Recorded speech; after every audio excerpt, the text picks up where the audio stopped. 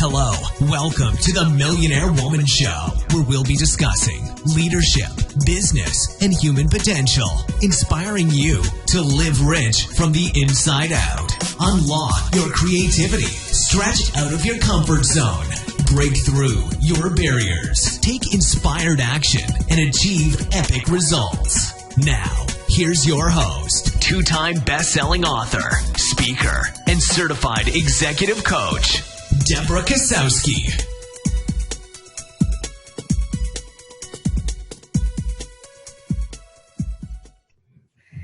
Hello, everyone, and welcome to the Millionaire Woman Show, where we talk about leadership, business, and human potential. And I am super excited. We have a special guest. Unlike any guest we've had here on the Millionaire Woman Show, we have someone, Calvin Correli. He is an artist, entrepreneur, a CEO of a holistic focused multi-million-dollar software company called Simplero. Calvin is passionate about helping online business owners do exactly what brings them most alive, and is currently working on branching out and bringing all of his talents, including music, spirituality, and personal growth, into an exciting new service for entrepreneurs. Welcome to the show. We're so glad to have you. And I'm checking out those guitars behind you. You showed me your drum kit.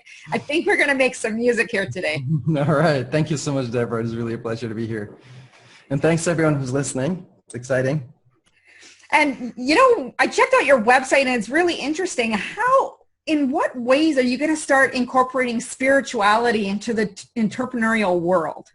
Well, I've been doing that for I guess 9 years now. So when I founded my software company, Simplero, that was entirely based on spirituality. It came out of sort of this awakening moment that I had in February 2008, where I finally was like, all right, universe, I'm getting the message. You want me to figure out what I want to do with my life. And then so I sat down and devised this process and went through it. And I was like, oh my God, I'm here to integrate the spiritual side that I sort of learned from my mom with the business side that I sort of learned from my dad, and really make them like one big piece, instead of like, you know, on Sundays we're spiritual and on Mondays we're business-like or whatever. Yeah. So Simplero started, grew out of me wanting to teach all these spiritual tools to other entrepreneurs. That was why I made it. So tell us more about it. I saw it's about email marketing, helping people grow a list. What is the secret to growing the list? It's really to connect. Well, let me just say I'm no expert on that, actually, in particular. But I mean, it is about like being yourself and standing out and connecting with people, right? Be someone that people can feel and people can relate to, and they're like, you know, they want to talk to their friends about you because you're super exciting. You know, Seth Godin calls it being remarkable, as in people want to remark on you or about you. So what do you think makes you remarkable? Oh, now you're putting me on the spot, aren't you? This is my least favorite topic is trying to talk myself up. I don't do it very well.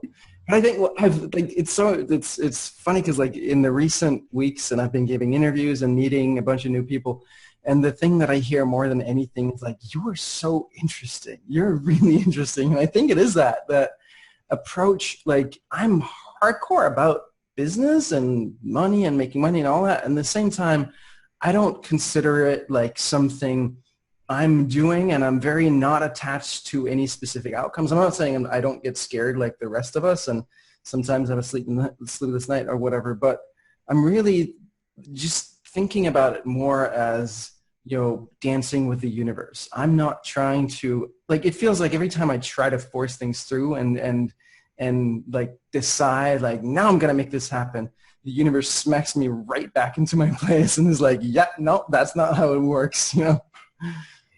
So you've heard the phrase, trust the process. And I saw on your website, everything is as it should be. Mm-hmm. How can people actually get into that zone of believing that to be true? Because I know myself, when it comes to trusting the process, I'm like, okay, just trust the process, trust the process. Right. Everything is as it should be. And it can be very difficult. So what do you do? Well, I would flip it around and say, what are you doing to make yourself believe that everything is not as it should be? Because clearly it is. Things are whatever they are. So whatever you think about them is not really, doesn't really change what things are. So it's that process of like, no, it shouldn't be that way. And once you start to think about that, you very quickly realize that it's the thinking that it shouldn't be this way, that it should be different, that actually causes the pain. So let's stop doing that. And that thought is not something that we're doing voluntarily, but it's something that we are doing and we've been trained to do. So you're just like, every time you catch yourself thinking that things should be any way other than what they are, you're like, wait, is that actually true? No, it's not.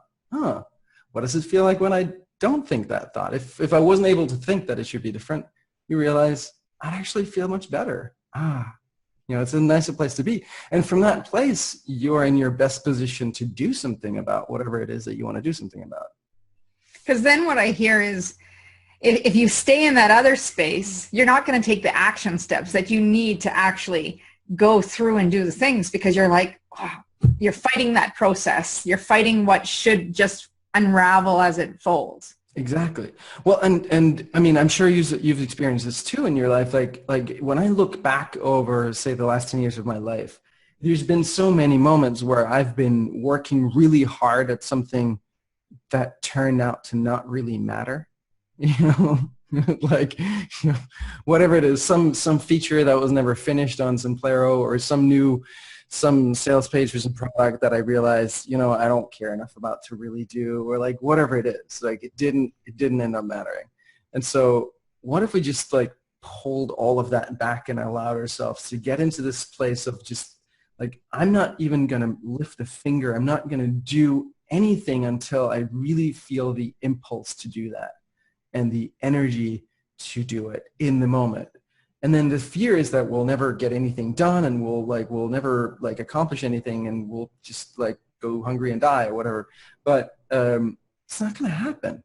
And what happens is that when you peel away all of this busy work and all of these things that we do in order to not feel something that's trying to come through underneath, then some deeper layer can emerge, right? And then we can maybe finally step into that purpose that has been waiting for us all the time.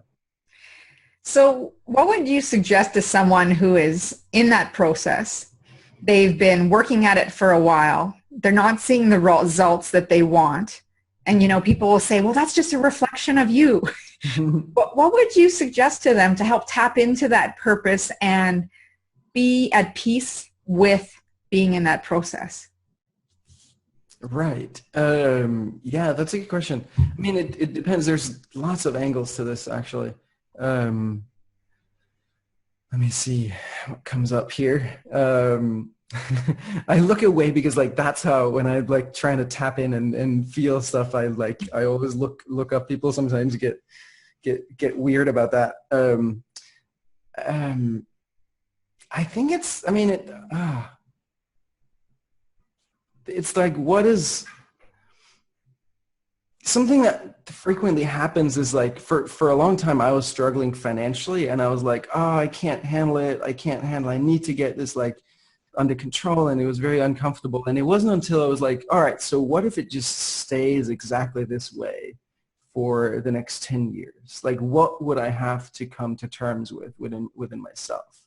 Mm-hmm. And for me, that was about feeling like that my worth was tied to my financial results, and that, in order to feel worthy, I needed to be more financially successful. And realizing, and just at first just going into that feeling of worthlessness. All right, I feel terribly worthless. And you realize, all right, so I feel worthless. So what? It's not a big deal. It's just, I'm feeling worthless. And then you get to a point of maybe I am worthless, and maybe that's fine. Or maybe I am not worthless, or maybe I'm very worthful or something. And you kind of get to that it's not really about anything other than just that feeling. And it's not really, really harmful, but the harm is in being so afraid of that feeling, mm-hmm. doing things to not feel it. Yeah. And what I hear is every feeling that we have, positive or negative, they're all temporary. It's mm-hmm. how much energy we put actually into it to sustain being in a great mood, or, shifting from the bad mood to the good mood. Yeah, totally. Absolutely.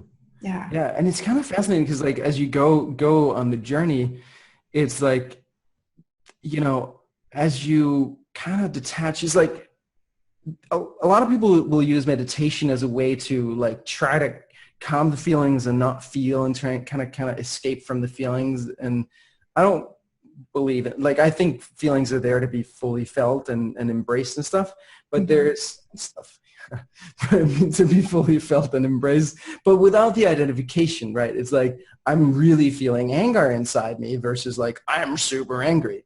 Right. You don't want to be super angry. You want to feel the anger inside you. But it's like, as that detachment of like, these are just feelings arising within me and they're not my identity. They're not who I am, not even in the moment. There is a certain kind of intensity of life that you kind of lose a little bit. And you're like, oh, if I could just like really believe in this, like, excited feeling just one more time. And they're like, oh, but it doesn't have the same thing anymore. And you learn to kind of ride that wave of just being like, yeah, it's still, there's an underlying deeper beauty to it when you stop being addicted to the ups and downs of life, the drama of life. You know what I mean? So how have you used your feelings and emotions and embraced them, leveraged them to up-level your business? Well, so the beautiful thing about your emotions is that they are the key for you, that they're the way that you connect with your intuition. So, but the thing that happens is if you're like I was, like grew up stuffing all of my emotions and not really feeling anything, and it was just like a deep mess inside. And it is the metaphor that I use about it is like you have these reservoirs of old feelings. So someone says something and it triggers that old feeling of anger or sadness or whatever it is. And so you have these outbursts that are not really about what's going on in the moment, but they're just like someone just pricked a hole in that like bag of stored whatever that was. And so these kind of need to be cleared out. And so every time that happens, instead of being like, defensive or upset about that, you're like, thank you. All right, now let me process that and maybe go back and hold that little guy who was hurt when he was 4 or whatever that was.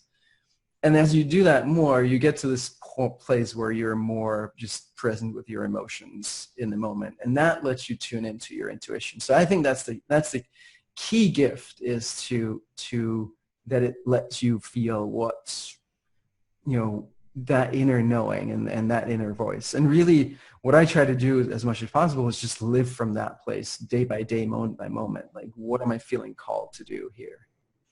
So what has been the key to success for you? Definitely, this has been to know myself and to actually want myself. For most of my life, I was so obsessed with who I thought I needed to be in order to be, worthy and approved and acceptable and all that I didn't even care to get to know who I was. And like I was like, I don't really know who I am. I just know that I don't like it. I need to become this person that I think I will like, which is crazy. But interestingly, my dad a couple of years ago, he was like, son, I never really understood you. I never really knew who you were, and I didn't really like you very much. But now I'm starting to see you a little bit, and I actually think you're kind of cool. It was so funny because it was like, that was exactly how I felt growing up. Both like that was how I felt, and my dad's relationship to me was, and it was kind of how my relationship to myself was for all these years. I don't really know who I am. I just know that I don't like it, whatever it is. And do you think it's because he came to a place of being curious and decided to learn more about you? I think what happened was that I became financially successful, and that let something inside of him relax, and then he could actually start to pay attention. Yeah, I guess maybe it's that fear that parents maybe have, wondering if their kids are going to be okay. Yes, absolutely. You have to have that. I mean, and for some reason that was never, well, I guess to some extent, but it wasn't. I mean, I always knew that I was going to figure something out. It was just going to be my own way. But it was so relieving to hear him say that finally, because it was like, you get these mixed messages like, I love you. And then you're like, but I don't feel it. Like, and like, what does this feel like? I don't understand. And then he was like, okay, now it makes sense. It's not me that's crazy. My sensations, my instincts about this were right. And, I don't blame him at all. It's, that's how that played out. So how has that impacted your growth as a business leader? What exactly? That feeling that, you were different, not sure if you felt that love, that connection with others. How has that played a part in other areas of your life? It's played a part in every area of my life, definitely. I mean, it was just in kind of seeing what it is that I have to offer. Even like for me, when you're like, what makes you like different or interesting, or that, like me, like not being able to really answer that question or being super uncomfortable with that is like a manifestation of that. It's been really challenging for me to find good people to work with, because I didn't, know who I was or see my own value, and it affects my relationships. It affects things all around. It has to, of course. Yeah. Yeah.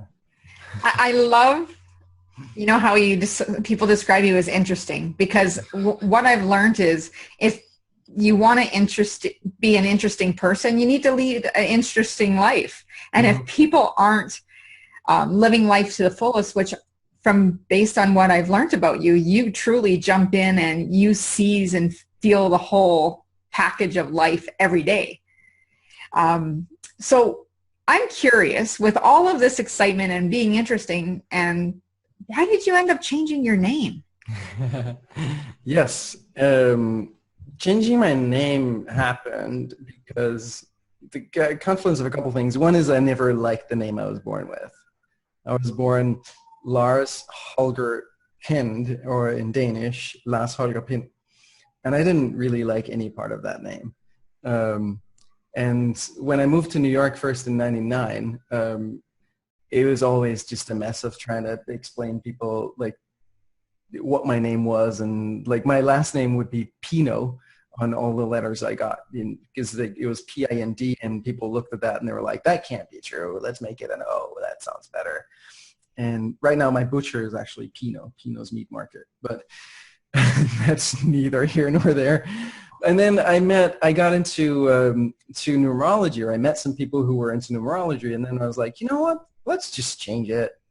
And then so with numerology, it's kind of like astrology, but for letters and names. And so basically, based on your birth date, you can do the math backwards and figure out like what are the ideal numbers and number of names and like values for each name. And then you just pull up a list. I made a piece of software, obviously, that like pulls all the first names and last names and makes a list of names that match those numbers. And then I just picked some names that I liked. And for the last name, we had to come up with one that wasn't used by anyone in Denmark, because we were still legally in Denmark at the time. So yeah, my wife and I, we ended up changing our name with numerology. And it's an interesting process, because I'm not going to say, well, I believe in numerology and it's absolutely true. It's just like, I believe in it. I'm open to believing in it enough to be like, yeah, what the hell? Like, what's the worst that could happen? Let's try this. And it's been amazing. My life is like dramatically different now from it was before that, in ways that the numerology would predict. So that seems to indicate that it's true. It's not proof, but it's not disproving it either.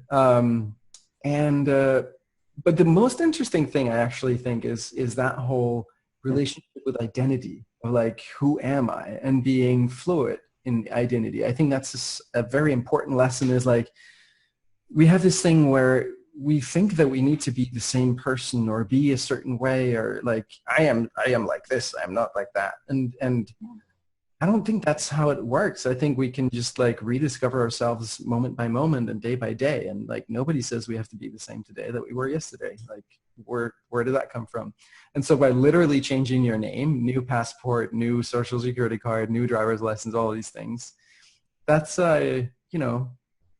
that messes with your head in a really interesting and good way. Do you think it planted a seed for you to step into being the person you saw yourself to be? Do I think I planted a seed for? Yeah, like it's kind of like planting the seed, shifting your mindset to show up as the person you've envisioned yourself to be. Yeah, I think that's actually a really good way of looking at it. I remember back in when I was in high school, we moved to a different city between the first and second year. And that was like a huge opportunity that I seized to just change my identity in the new school. Like, I was, I felt like a loser at the school I came from, and was like, I don't know, it just felt like an outcast in many ways. And I was like, I want to just like play a different game in the new place I get to. And yeah, since nobody knew me, it was like I could just step into being a new version of myself. The school I came from, I had very few friends, and I was always at home at the computer programming. And in the new school, I was like, you know what, I actually want to be social and meet people and make friends. And now I was out all the time, hanging out with people, drinking beer, and playing music and all that stuff, going to shows. And yeah, that's really cool. Because I think the people listening, we so much have that. You know how you said the loser, we attached to labels and we carry it with us. Mm-hmm. And it affects how we interact with people. It affects how we lead companies. It affects how we run businesses. Mm-hmm. What's interesting too is like that then plugs us into a system where we need to maintain this role. I need to maintain the role of loser so that other people in that group can maintain the role of like top dog or winner or whatever. And that makes it really hard to break out of this. It's something that I've been looking at for years, like family dysfunction. Mm-hmm. I think the estimate is like 95% of all families are dysfunctional to some degree or another. And these are systems that are extremely difficult to break out of. I think it's like breaking out of a dysfunctional family pattern is like the greatest accomplishment that you can have in life, because it's so hard. And so by changing name, in my case, I also moved from Denmark to New York, and that's definitely made it easier as well. So you like by removing yourself or like making some dramatic shifts, that can make it a lot easier. I'm not saying you have to do that, but yeah, the system is really powerful. Plus, you're not carrying that mental attachment. It's almost like when you left Lars behind. Yeah, and he still lived on in other people's minds and consciousnesses, but it wasn't affecting me to the same extent anymore. Yeah. So how does mindset prevent people from going for the promotion or going after that business deal? Right. I mean, yeah, exactly that way, right? That we were like, oh, I'm not worth that, and he doesn't like me, or he's not going to do that, or I'm like, I don't deserve it, or all these things. I mean, all these things just impact us. I was doing stand-up comedy at one point just for fun, and I just noticed I had this story in my head. People don't care to hear what I have to say. People aren't interested in it's like, so imagine going up on stage with that story going on in your head. It's like, yeah, it's not really good. And then you do that, and then you just get proof. Oh my God, people really don't care what I have to say. Well, yeah. Our beliefs, we find evidence all around. Totally, absolutely, yeah. Something to support our belief. Yep. So shifting out of it can be a challenge for some people. But once, like you said, once you catch the story, you can start shifting the belief. Yeah, and I think just for a long time, it's just the practice of every time you catch yourself thinking those thoughts, which most people believe that just because it's a thought in my head, it's true. There's some truth to it. There must be some truth to it, or it wouldn't be in my head. That's not true at all. We have all kinds of thoughts that have zero truth value or value at all. And just like realizing that just because it's a thought in my head does not mean it has any truth or any value. And just being like, it's just a thought. It's just a thought. And separating yourself from your thoughts in that way. And being like, all right. You don't have to believe it either. Not at all. No, please don't. Yeah, and then that lets you then choose, like, what's another thought that I could think that would be at least as true or truer and feel better. Yeah. Well, I'm going to shift gears a little bit. Sure. I want you to, how did you get started creating Simplero, and tell us a little bit more about it? Yeah, so I was pretty much always making software, but Simplero came about because of that breakthrough into my life purpose and wanting to share the spiritual tools that I'd learned with other entrepreneurs. And then I looked around and I was like, all right, so I'm this programmer and entrepreneur. How do I teach stuff? How do I put on a workshop or a seminar? I really didn't know much of anything about this world. And that's when I discovered online courses. And then I created my first online course or information product, as they call it, back in 2008, called Productivity for Programmers. And then just like went from there to I realized that I was not the only one struggling to figure out how to market my courses and seminars and workshops and stuff. So I started to teach that as well. And it just grew from there. I just had, I launched it became a very successful for me, kind of teaching, coaching, masterminding business right around that, 2008, 2009, New Year's, and started to write my own software for that business. And then it grew, then other people wanted to use it and grew from there. And so what I ended up doing was just piece by piece, write everything, all the software that I needed to write this type of business. The first thing I did was the payment stuff. And then I did the email marketing stuff. And then I did the delivery stuff, the membership site where you deliver the content. And so, Simplero has grown to be this software that solves everything, every piece of that puzzle that you need in order to sell online courses or even in-person workshops and seminars and coaching programs and all that stuff, in one simple, easy to use tool that, just does everything that you need and none of what you don't, so it doesn't confuse people too much. So I'm sure there's been many ahas as well as, oh my God, what just happened? Moments. What are 3 of the greatest lessons you've learned in the process of putting this together? Yes. One is it's the vision is super important. I did sort of a year or so into the process. I did oh my God, I just realized that my washer started beeping and now it's going to keep beeping until I do something about it. What do we do? Do I stop it? Do we? It's not annoying me, so okay. It's up to you. If it's going to be very distracting for you, we can pause. Let me know if it gets too annoying and I'll turn it off. Okay. It's just one of those machines that just you're like, anyway.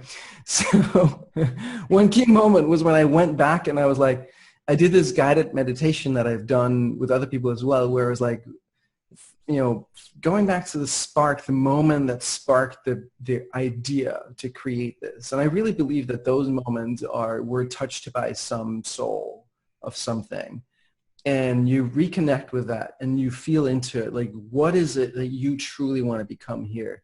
And what is it that I need to become in order to serve this? This is sort of a disembodied soul of a product, of a project of some sort that needs me to be the earthly manifestation and make it an earthly reality. That's how I look at it. Yeah. And so you connect with that and you're like, what do you want to become and what do you need from me? And what do I need to become in order to serve you? And that really informed me in terms of just a very, very clear in my gut feeling of what is this company? What is this product? And I think that's a really critical thing to have as a business person, as an entrepreneur, is that in your gut feeling of what is this and what isn't it? What are the values? How are we in this company? How is the product? Because that was my big problem with the first many years of my life as an entrepreneur, was that I didn't have that sense. And that meant that I was just wavering with read an article in Inc. magazine or Harvard Business Review or whatever. And then I was like, oh, we got to be this, we got to do that. Or you're always flying around. There's no substance to it. So that's a key thing. Yeah. What are some others? I mean, greatest moment recently was when I met my business partner, Nick. It's for me, it's always been a struggle to find good people to work with, you know, in large part because like I didn't know myself and, you know, I didn't value myself. And so it's like, it's hard to find the right matches when you're not really showing up as who you really are and you don't value that. Yeah, it's just like a friend of a friend, and we met in Copenhagen. I was supposed to have dinner with my friend and then Thomas, and then he brought along Nick. He was like, do you mind if Nick comes along? I was like, that's fine. And then we ended up connecting and then starting to work together a little bit freelance. And we just both had this like, oh my God, there's just amazing chemistry here. And he's super, super smart. And I think we both just clicked over just how easy it is to work together because like we're aligned on values and we're both super intelligent. It's so hard for me to say, but it is true. And it's just been like a godsend. And it's one of those things where it's like I've worked, you know, sort of systematically for a year and a half up to that moment, with knowing that I needed to nail that piece of building a team around me that was really working. And it was something that my parents, both my parents had their own companies. My mom had a software company of 50 people, and my dad did like shop fitting for gas stations, 150, 200 people all over the world. So it wasn't like they didn't have a lot of people around them, but it was never really gelling for them, that whole team thing. It was always a struggle, especially like at the top level, finding the good leaders and the good partners and stuff. So I was like, I need to crack this. And I read books and I hired people and I fired them again, and I worked on the hiring process, and I worked with my healer, and I worked on my belief systems and all of these things. And then when I kind of was looking the other way, the universe just brings this person into my life, and it's just easy and it just clicks. But I think all the work that I did up till that point, you know, was helping. Part of it. It's just that then the process from doing all the work to the result is not linear. One more. Biggest aha, or a mistake that you learned from. Yeah. There's lots of mistakes.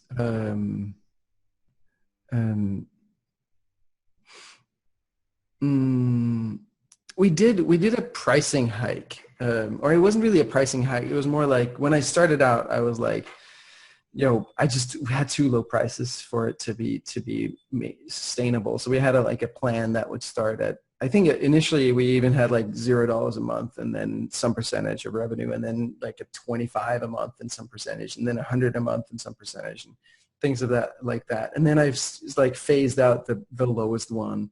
And then I phased out the next one, but let people stay on the old plan for a while. And I for 2 years. And then after 2 years, I was like, this isn't working. And I was rewriting the pricing system. And then like, I would have to jump through all kinds of hoops in order to still maintain that older pricing tier. And then I gave people like a couple months notice to be like, hey, we're phasing out this plan. And so you need to like upgrade or something. So how did you stay motivated during that time? Yeah. So what happened was that I gave, like in my mind, I'd given people like 2 years, but in their minds, I'd given them like a month or two. So there's a lot of people who got upset with that. And I kind of dug in my heels, and I was like, I got a little too tense around that. And so I ended up kind of staying with my decision, and just the people who reached out personally, I would be like, hey, I'll give you like another 4 or 5 months if that helps, and then, you know, work it out that way. But it didn't feel very good. Mm-hmm. So I think just the lessons for me was like, you know, soften my heart a little bit, and like notice when my heart is hardening, and like take a little breath. And it's what happens to me is like I will feel attacked, and then when I feel attacked, it's really hard for me to stay open. But that's exactly when we need to stay open the most. So when have you had your greatest stroke of inspiration when it comes to creativity and leading to innovation?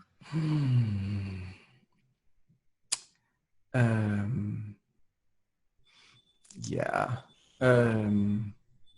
That is,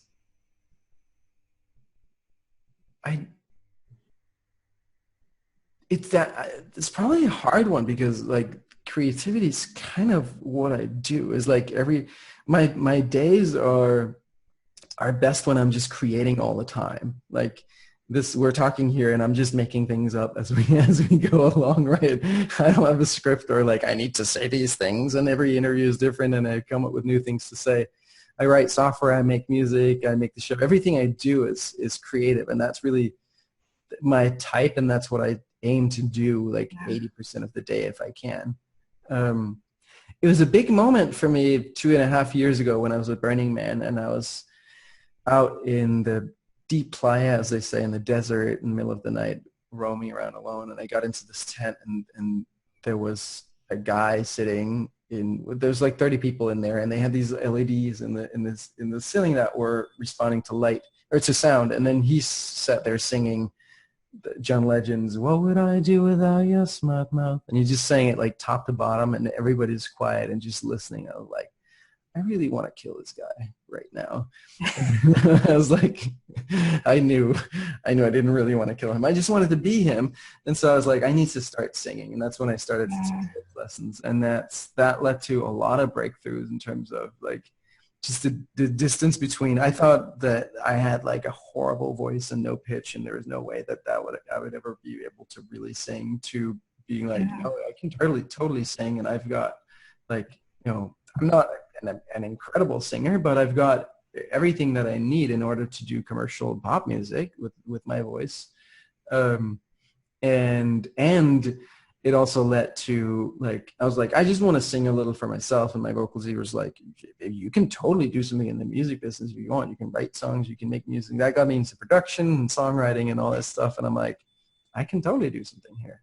I mean, I have a lot to learn, and it's harder than it looks, but it's totally doable. So what have you done to push through those fears? Because I'm going to put you on the spot, and I'm going to say, can you grab one of those guitars off the wall? And perform something? Yeah. I can. It'll be our first musician on the show giving us some live tunes. Yes.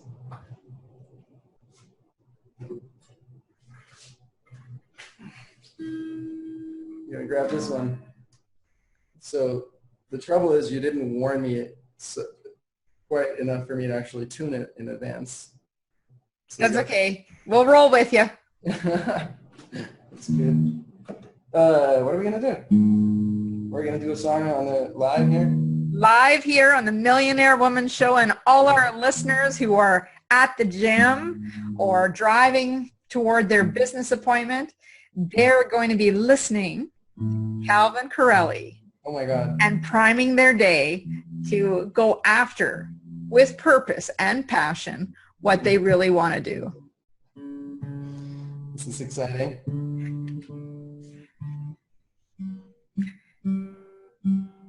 Calvin, you've had a really interesting life, interesting story, and I can see how it's helped you also have that golden thread of pushing through fears and rising to any challenges that come your way. So I'm sure that everyone listening here is taking down nuggets of information, going to have to replay the podcast, share it with their friends, because they need to hear the message that you can show up as a different person every day.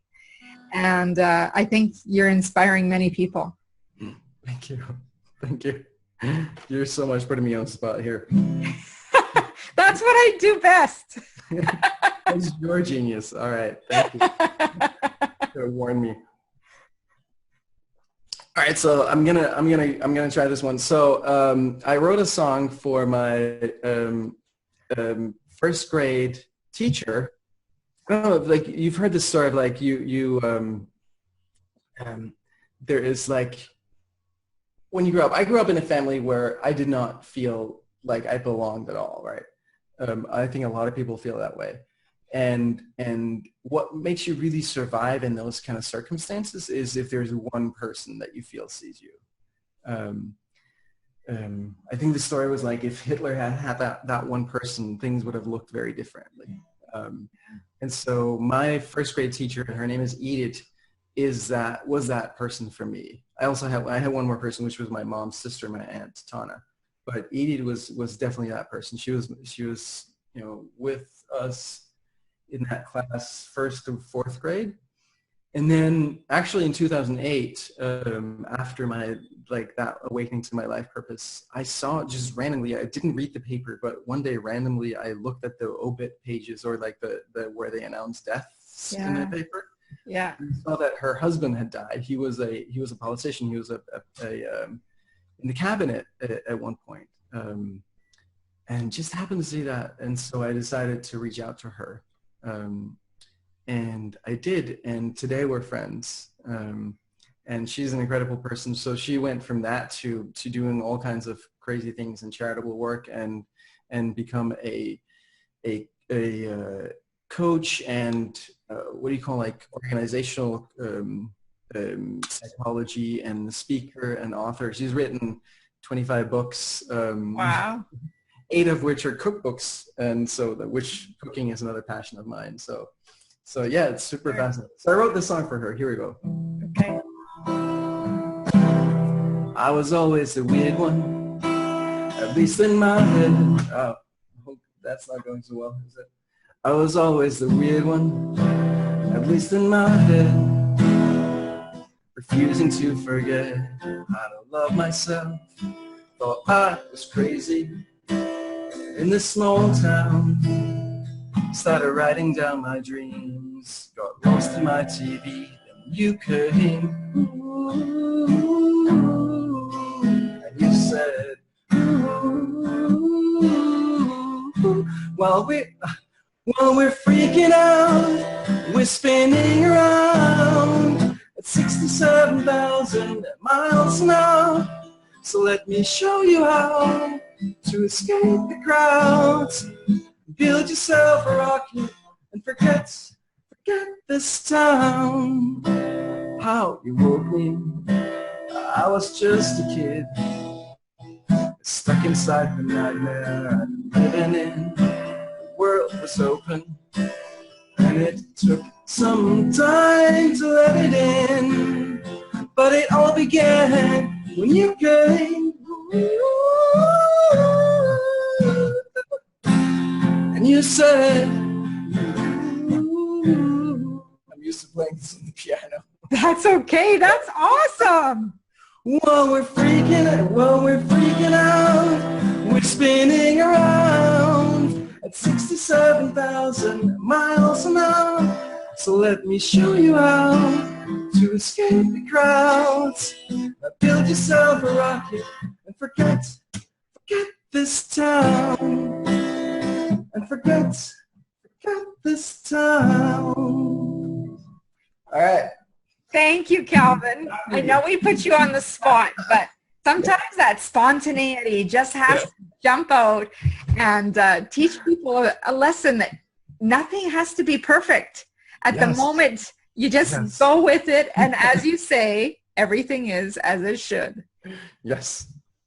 I want to thank you so much for this phenomenal interview, giving us your time today, sharing your talents, sharing your software, Simplero. How can people stay in touch with you? Yeah, well, Simplero.com.